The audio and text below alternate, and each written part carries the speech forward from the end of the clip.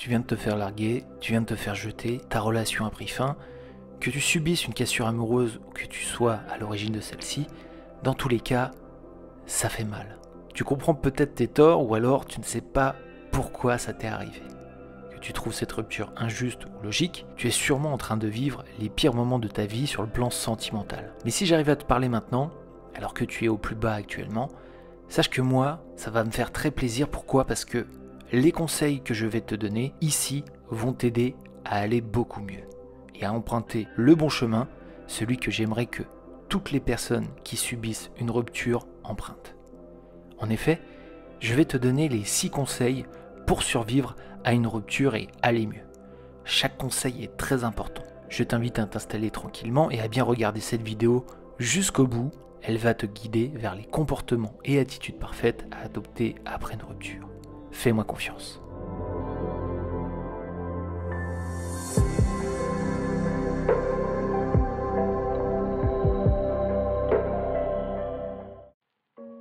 Avant de te donner les 6 étapes pour survivre à une rupture, il est important de présenter un élément clé que tu dois absolument comprendre. Que tu souhaites ou non un jour récupérer ton ex, la première chose à faire après une rupture, c'est de ne surtout rien tenter dans l'immédiat. Je sais, si tu souhaites à tout prix éviter la rupture, tu penses d'instinct qu'il faut que tu te battes et que tu ne lâches pas ton ex. Eh bien non, qu'importe la situation, c'est-à-dire soit que ton ex a une nouvelle relation, soit que ça s'est très mal fini avec lui, avec elle, soit que tu sens que les choses peuvent basculer si tu interviens, ne fais absolument rien. La rupture, elle a eu lieu. Et crois-moi, tu n'arriveras à rien dans l'immédiat. Oublie le téléphone, oublie les messages, oublie les nuits blanches à 3h du matin, devant chez elle, devant chez lui. Tu n'es pas dans un film. Et si tu veux te donner une chance de récupérer ton ex un jour, il va falloir accepter cette rupture dans un premier temps.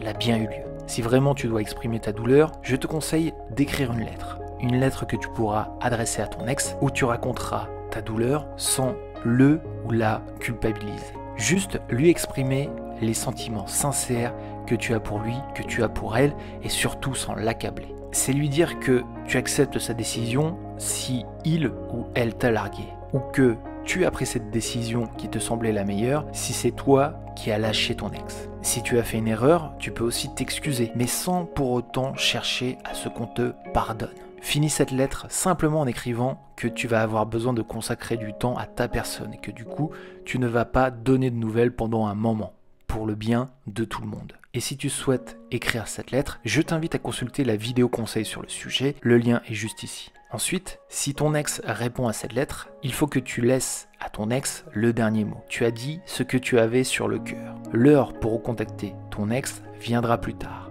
Pour l'instant, sois patiente, sois patient. Ta rupture, elle peut être aussi définitive. C'est peut-être ce que tu souhaites. Dans ce cas, ta lettre peut être un bon moyen de boucler la boucle, toujours de manière honnête et surtout sans remords et sans reproche. Dans un premier temps, il va falloir laisser le temps faire les choses. Ton entourage a déjà dû te le dire, tu as déjà dû le lire et l'entendre partout.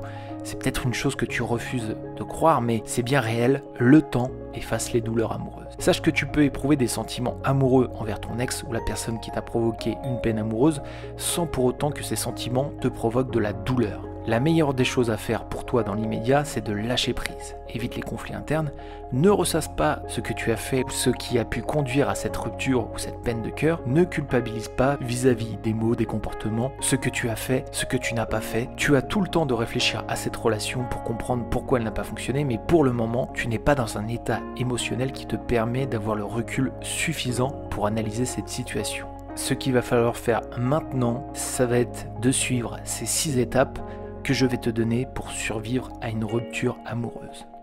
La première, c'est de couper les ponts avec ton ex. On en a déjà parlé plus tôt dans cette vidéo, mais c'est important de le redire. C'est la première étape et sûrement la plus importante de toutes. Couper les ponts avec ton ex. Si tu dois continuer de le voir ou de la voir dans ton quotidien, contente-toi d'échanger cordialement. Si celui-ci ou celle-ci revient tout de suite vers toi ou te sollicite, tu peux aussi lui expliquer qu'il est simplement encore trop tôt pour toi et que tu as besoin de temps.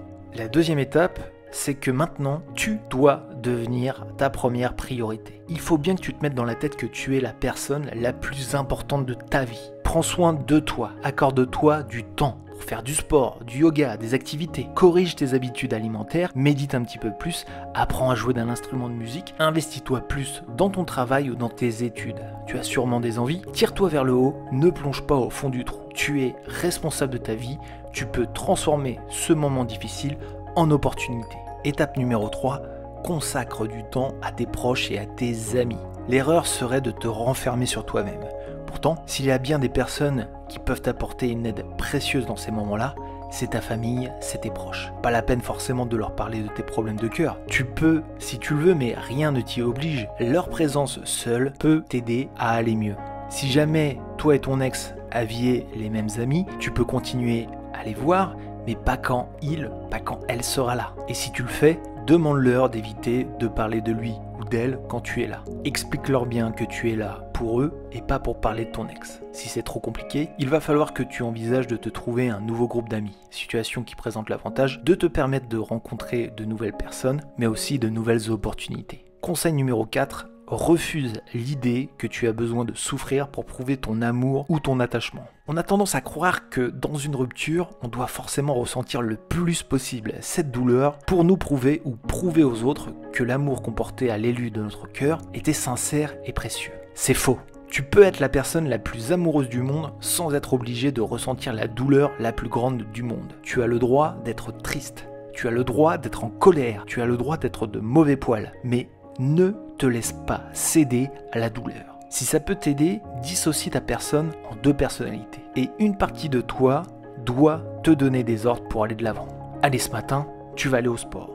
Allez, pendant 2 heures qui viennent, tu vas te consacrer à fond sur ton devoir, sur ton travail. Allez, tu vas sortir avec des amis, ça va te faire du bien. Sois directif avec toi-même. Ne questionne pas cette partie bienveillante de ta personnalité qui va t'aider à aller de l'avant. Étape numéro 5, sors, fais des choses. Ouvre-toi au monde. Ouvre-toi au monde, ne t'enferme pas, c'est la pire des erreurs à faire. Occupe-toi l'esprit de manière positive et avec le plus d'interactions sociales possible. Sortir, ça ne veut pas forcément dire traîner dans les bars jusqu'à 4 h du matin, à te cogner la tête sur le comptoir. Tu peux aller te balader sans but, prendre le petit déjeuner en terrasse, passer chez un ami pour prendre un café.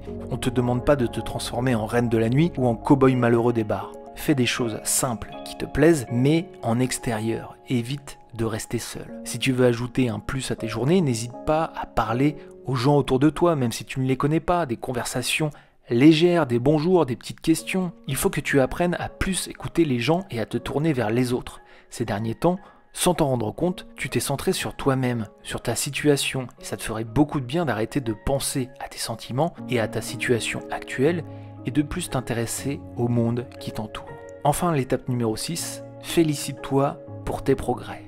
Et tu peux commencer maintenant puisque tu as regardé cette vidéo. Ça veut dire que tu as envie d'aller vers l'avant. Encourage-toi à continuer, fais-le simplement. Le simple fait de chercher à aller mieux est déjà un pas en avant. N'hésite pas à te féliciter, n'hésite pas à savourer ces petites victoires. Une fois que tu seras passé par ces 6 étapes, tu auras réussi à calmer ta douleur, tu seras plus lucide sur tes émotions, sur tes ressentis. Il sera temps pour toi de te poser la question, est-ce que tu veux vraiment récupérer ton ex? Encore une fois, ne te pose pas trop vite cette question. Laisse-toi du temps et par la même occasion, laisse aussi du temps à ton ex qui a peut-être aussi besoin de réfléchir. Une fois apaisé et dans un nouveau dynamisme, tu seras alors en mesure de répondre à cette question et de décider si oui ou non tu souhaites récupérer ton ex. Quand tu te sentiras prêt, n'hésite pas à consulter la vidéo sur le sujet, n'hésite pas à t'abonner à la chaîne pour consulter l'ensemble de nos vidéos qui te donneront les conseils ou les réponses précises en fonction de ton problème amoureux. Et surtout, quoi qu'il arrive, prends soin de toi, moi je suis là pour t'aider à soigner ce cœur brisé.